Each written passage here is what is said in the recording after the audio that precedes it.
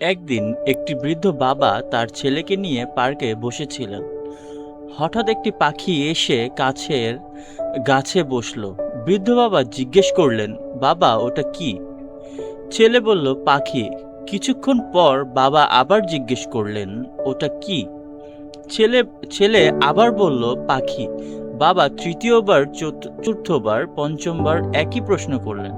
এবার ছেলে বিরক্ত হয়ে বলল, একই কথা বারবার কেন জিজ্ঞেস করছো বাবা? বললাম তো ওইটা পাখি। বৃদ্ধ বাবা শান্তভাবে পকেট থেকে একটি পুরনো ডায়েরি বের করলেন।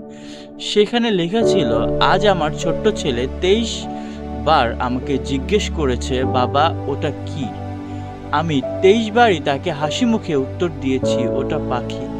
আর প্রতিবার তাকে বুকে জড়িয়ে ধরেছি। ডায়েরির লেখা পড়ে ছেলের চোখে পানি চলে এলো।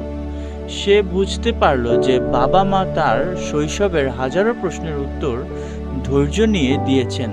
তাদের বাক্যের কয়েকটি প্রশ্নের উত্তর দিতে গিয়ে সে বিরক্ত হয়ে গেছে।